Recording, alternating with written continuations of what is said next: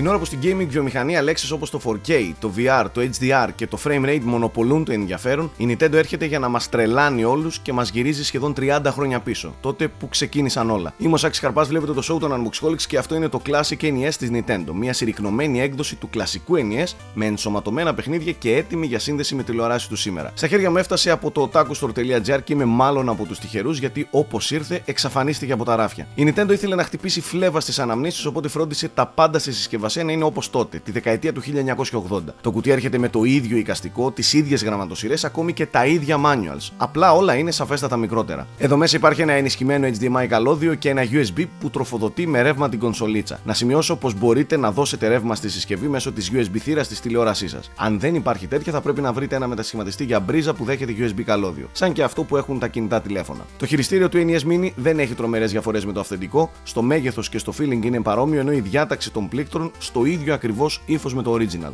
Ας περάσω στην κονσόλα. Στον κυλεμένα 8 τέτοια Classic Mini φτιάχνουν μια NES κονσόλα. Ναι, είναι τόσο μικρό και τόσο γλυκό. Πρακτικά είναι ένα πιστό αντίγραφο της τότε παιχνιδομηχανής. Με αλλαγές φυσικά στις θύρες πίσω και στο γεγονός ότι το tray για τις κασέτες δεν υπάρχει. Ακόμη και τα πλήκτρα του Power και του Reset δίνουν την ίδια αίσθηση όταν τα πατάς. Πραγματικά υπέροχη δουλειά από την Nintendo. Και πάμε στο zoom της υπόθεσης. Το NES Mini είναι ένα tribute στο NES και εντός του έχει προεγκατεστημένα 30 από τα θρυλικότερα παιχνίδια της κονσόλας. Εδώ μέσα θα βρείτε τους πατεράδες τεράστιων software icon, τα πρώτα Super Mario, το αρχικό Metroid, το Final Fantasy, το Castlevania, το Ninja Gaiden, το Mega Man, το Super Contra και ένα σωρό ακόμη ονόματα που έχουν γράψει ή μάλλον ξεκίνησαν να γράφουν την ιστορία των βιντεοπαιχνιδιών. Το μενού είναι εύχριστο και γρήγορο και η αναλλαγή μεταξύ των παιχνιδιών ακαριαία. Υπάρχει επιλογή για σώσιμο της προόδου σε κάθε παιχνίδι και μάλιστα σε διαφορετικά slots. Στο μενού των ρυθμίσεων μπορείτε να επιλέξετε μεταξύ διαφόρων ειδών απεικόνησης, ακόμη και με φίλτρο CRT για την απόλυτη retro εμπειρία. Μου έκανε τρομερή εντύπωση πως όλα τα παιχνίδια απεικονίζονται κρυστάλλινα. Η ανώτερη ανάλυση που είδα εγώ είναι τα 720p, αλλά η Nintendo τα περιποιήθηκε εκπληκτικά ώστε να φαίνονται καθαρά ακόμη και σε μεγάλες τηλεοράσεις. Δεν ξέρω τι άλλο πρέπει ή μπορώ να πω, μια πανέξυπνη και πολύ ιδιαίτερη κίνηση από την εταιρεία του Kyoto που κάτι μου λέει πως είναι απλά η αρχή ενός νέου κεφαλαίου επανακυκλοφορίας υπό τη μορφή Mini και άλλων συστημάτων της. Και εδώ που τα λέμε, και τι δεν θα έδινα για ένα NES Mini με το Super Metroid και το A Link to the Past εντός του.